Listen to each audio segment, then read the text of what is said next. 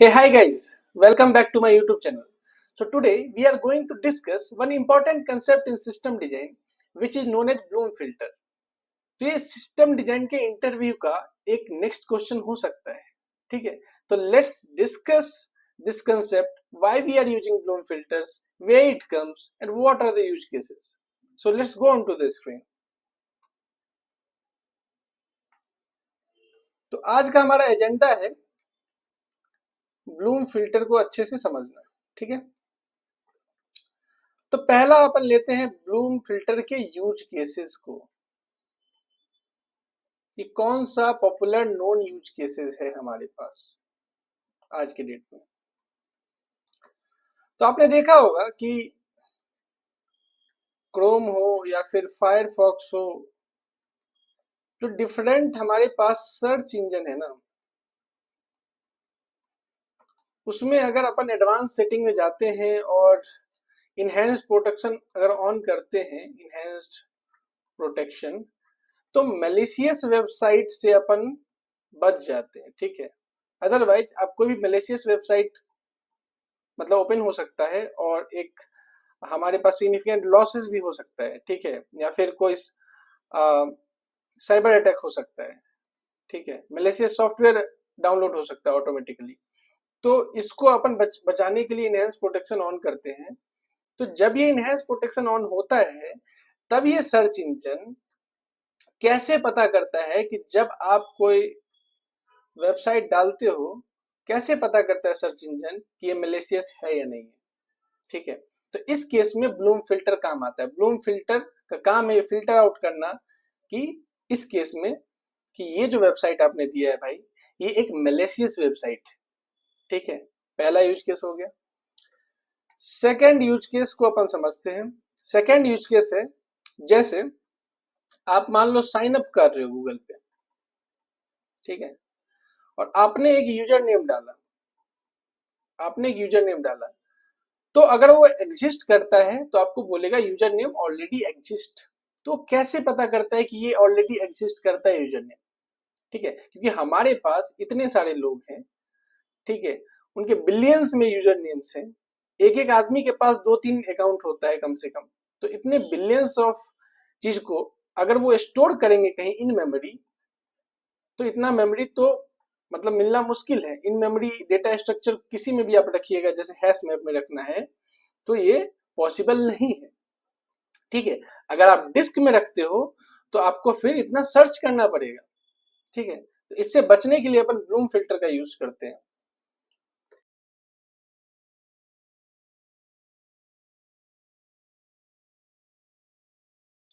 तीसरा एग्जांपल है content delivery network.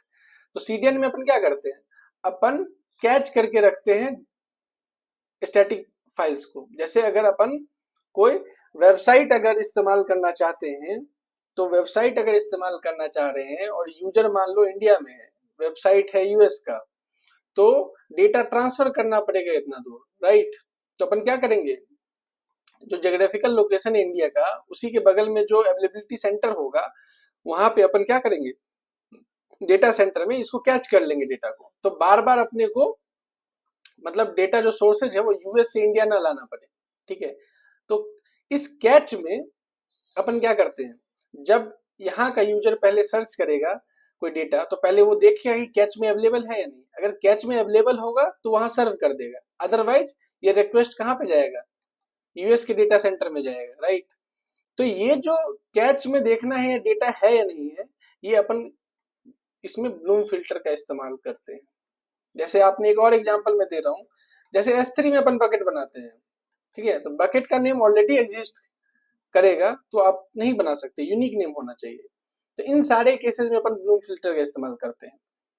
और मोस्ट पॉपुलर यूज केस ये है कि मान लो भाई कुछ क्वेरी अपन किए. ठीक है, और सपोज करो हमारे पास 100 मिलियन से ऊपर रिकॉर्ड है, और अपन जो क्वेरी किए हैं वो एम्प्लॉय एग्जिस्ट नहीं करता है. ठीक है, तो एग्जिस्ट नहीं करता है, तो आपको अगर आप सारा रीड करते हो तो इसमें क्या होगा, रीड आईओ बढ़ेगा, मीन्स डिस्क आईओ बहुत ज्यादा होगा और इवेंचुअली आपके पास रिजल्ट भी नहीं होगा इस सर्च क्वेरी का, क्योंकि वो एम्प्लॉय एग्जिस्ट नहीं करता है इस टेबल में। तो ऐसे ऑपरेशन से बचने के लिए अपने को ब्लूम फिल्टर का इस्तेमाल करना पड़ता है। आई होप यहां तक क्लियर होगा। ठीक है, अब समझते हैं अपन कि ब्लूम फिल्टर एक्चुअली में कैसे वर्क करता है और ये है क्या। हमने यूज केसेस देख लिया। ठीक है, अब ब्लूम फिल्टर क्या होता है? In memory probabilistic data structure है। इन मेमोरी डेटा स्ट्रक्चर है, ये तो आपको समझ में आ गया कि ये मेमोरी में रखता है। ठीक है, मेमोरी में डेटा स्ट्रक्चर है। प्रोबेबिलिस्टिक का मतलब हुआ कि ये श्योर नहीं है। मैं भी आप ये भी अपन देखेंगे कि एग्जैक्ट श्योर नहीं है, सर्टेन नहीं है, क्योंकि ये डेटा इसमें नहीं रहता है, इसमें स्टेट रहता है। ठीक है, इसमें स्टेट रहता है। जैसे हैश मैप में एक्चुअल में डेटा रहता है। ठीक है, और बी ट्री हमने पहले भी पढ़ा था, बी ट्री में एक्चुअल में लीफ नोड में डेटा का पॉइंटर रहता है। ठीक है, तो यही अंतर है इसमें। अपन हैश मैप में भी स्टोर करते हैं बट डेटा इसमें रहता है हैश मैप में। और अगर आपके पास यूज केस बहुत बड़ा है, लार्ज वॉल्यूम ऑफ डेटा है, तो अपन हैश मैप इंप्लीमेंट नहीं कर पाएंगे। ठीक है, तो इस केस में अपन क्या करते हैं, बाइनरी डेटा स्ट्रक्चर बनाते हैं जिसमें सिर्फ 0 1 होता है। वो बताता है कि ये जो की है, ये की एग्जिस्ट करता है या नहीं करता है। ठीक है, तो ये आपने समझा कि ये सिर्फ स्टेट को रखता है, स्टोर करता है, डेटा को स्टोर नहीं करता है। ठीक है, तो अपन चलते हैं अब इसके एग्जाम्पल पे कि ये कैसे काम करता है। तो आप क्या करोगे, आप पहले हैश फंक्शंस बनाओगे। ठीक है, हैश फंक्शंस बनाओगे, h1 ले लो, h2 ले लो, h3 ले लो एंड सो ऑन। अपन अभी रखते 3 हैश फंक्शन रखे हैं। ठीक है, मल्टीपल हैश फंक्शन आपको रखना पड़ेगा। और एक लार्ज बाइनरी डेटा स्ट्रक्चर आपको रखना पड़ेगा जिसमें सिर्फ अपन 0 1 स्टोर करेंगे। एरे आपको रखना पड़ेगा। ये क्या है? बाइनरी एरे है। ठीक है, जो कि सिर्फ स्टेट स्टोर करेगा उस ऑब्जेक्ट का। ठीक है, तो अपन क्या करेंगे, अपन करेंगे जैसे मान लो अपन राम को स्टोर करना है, तो राम को हैश फंक्शन से निकाले, कुछ वैल्यू आएगा। सपोज करो पहला इधर आ गया, दूसरा इधर आ गया, तीसरा इधर आ गया। राइट, तो अपन इसको 1 1 1 अपन स्टोर कर दिए। ठीक, अब क्या होगा, मान लो मुझे विनय स्टोर करना है, तो विनय का भी हैश किधर आएगा, विनय का हैश आ गया इधर, ये विनय का हैश इधर, और इधर एक आया है इस पोजीशन पे, तो ये तो 1 ऑलरेडी है, एक एक विनय इधर भी आ गया। ठीक, तो जब अपन अब सर्च करेंगे कभी राम, ये तो स्टोरेज था, जब अपन सर्च करेंगे राम, तो राम के करस्पॉन्डिंग जो जो इंडेक्स था, मान लो अपन कहते हैं कि 0 4 5 था। ठीक है, तो 0 पे अपन देखे एग्जिस्ट करता है, ठीक है, 4 पे देखे एग्जिस्ट करता है, 5 पे देखे एग्जिस्ट करता है। मतलब इस तरीके से एग्जांपल समझो, 0 4 8 अपन समझ लो, तो ये देखेगा अच्छा इसके सारे हैश वैल्यू 1 में है, मीन्स ये एग्जिस्ट करता है। ठीक है, इसमें से कोई भी, जैसे अपन सेम डालते हैं, सेम का हैश फंक्शन है 0 1 2, तीनों हैश फंक्शन से, तो 0 पे एग्जिस्ट करता है, 1 पे एग्जिस्ट करता है, पर 2 पे एग्जिस्ट नहीं करता है। 2 पे ये तो 0 है, तो ये इस पे एग्जिस्ट नहीं करता है, तो रिस्पॉन्स में अपने को नो मिलेगा। ठीक है, इस तरीके से आपका ब्लूम फिल्टर काम करता है। ठीक है, अब इसमें एक दिक्कत है, इसमें एक दिक्कत ये है कि मान लो अपने को खोजना है ऋषभ, अब चूंकि एक ही डेटा स्ट्रक्चर है, ऋषभ का पोजीशन आता है तीनों हैश फंक्शन से 0 1 0 1 और 2, जो कि मैंने स्टोर भी नहीं किया है, ऋषभ को स्टोर नहीं किया है, पर 0 1 2 इसका हैश वैल्यू आ रहा है। तो ये क्या बताएगा, ये बताएगा कि ये भी एग्जिस्ट करता है। तो यहीं पे एक कैच, तो इसी वजह से अगर कॉलिजन्स होता है ब्लूम फिल्टर में, अगर बहुत ज्यादा कॉलिजन हो रहा है, मीन्स अलग अलग की के करस्पॉन्डिंग जो हैश वैल्यू है वो सेम आ रहा है, तो बहुत ज्यादा दिक्कत है। इसी वजह से अपने को ब्लूम फिल्टर ऐसे बनाना चाहिए कि हैश कॉलिजन कम से कम हो। ठीक है, तो कैरेक्टरिस्टिक क्या होना चाहिए हैश फंक्शन का which we are using in Bloom filter? एक तो ये बाइनरी एरे बहुत लार्ज साइज का होना चाहिए, और जो हैश वैल्यू होना चाहिए ना वो इवनली डिस्ट्रीब्यूटेड हो through out the array. Evenly distributed means ऐसा नहीं होना चाहिए कि सारा का हैश वैल्यू इधर ही आ रहा है एक ही कॉर्नर पे, तो कॉलिजन ज्यादा होगा। We should reduce the collisions.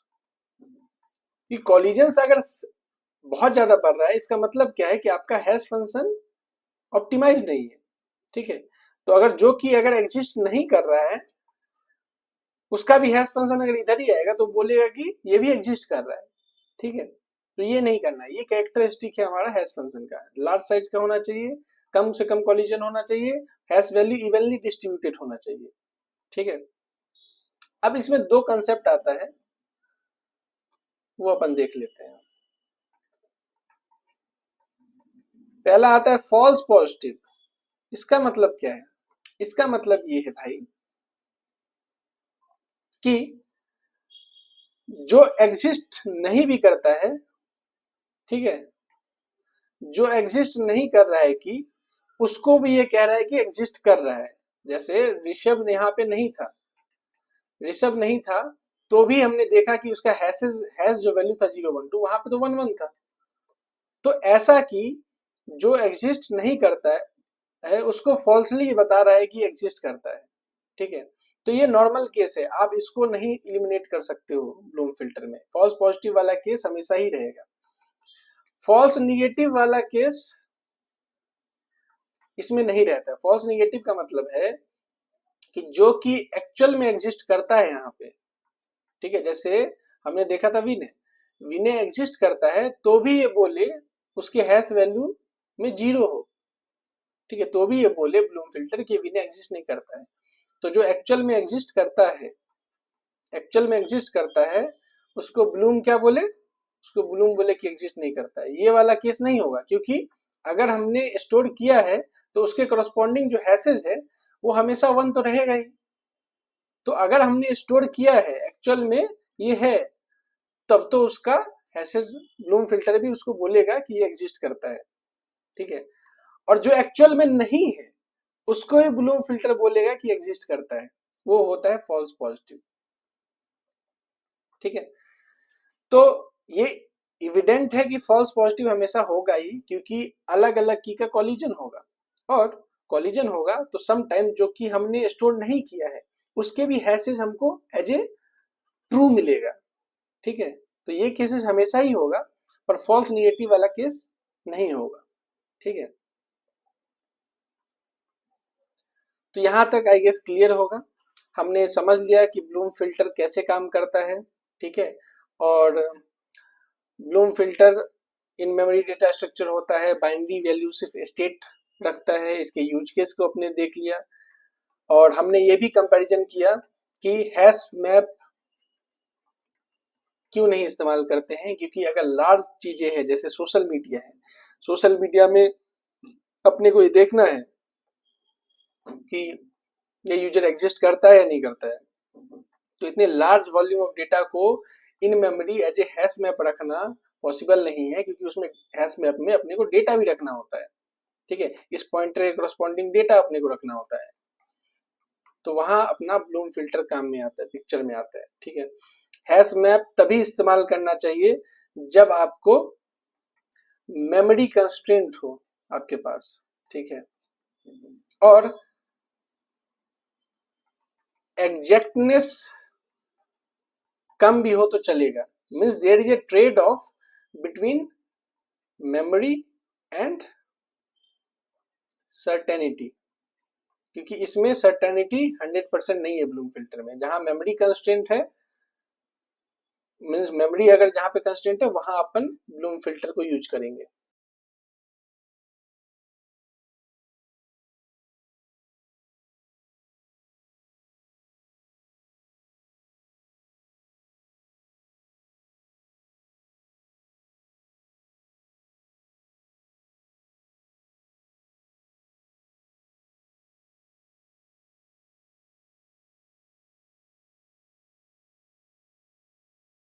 Yes, ये आप समझ गए होंगे।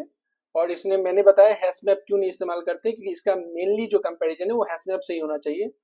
और आप ये भी याद रख लो एक चीज कि इंडेक्सिंग और ब्लूम फिल्टर में अंतर है। इंडेक्सिंग का काम होता है फास्टर रिट्रीवल, फास्टर रिट्रीवल करना डॉक्यूमेंट्स का, ठीक है। ब्लूम फिल्टर का काम है पहले पता करना कि भाई डॉक्यूमेंट है भी कि नहीं। अगर डॉक्यूमेंट एग्जिस्ट करेगा उसके बाद तो अपन सर्च करेंगे ना। तो इसी वजह से आजकल के डेटाबेस में बी प्लस इम्प्लीमेंटेशन तो है ही, उसके साथ साथ ब्लूम फिल्टर भी है कि सर्च करने से पहले अपने को पता चले कि ये रिकॉर्ड एग्जिस्ट करता है कि नहीं करता है, ठीक है। तो मिलते हैं नेक्स्ट वीडियो में with some new concept. So please do like, share and subscribe and watch till the end. Thank you. Bye bye. Signing off.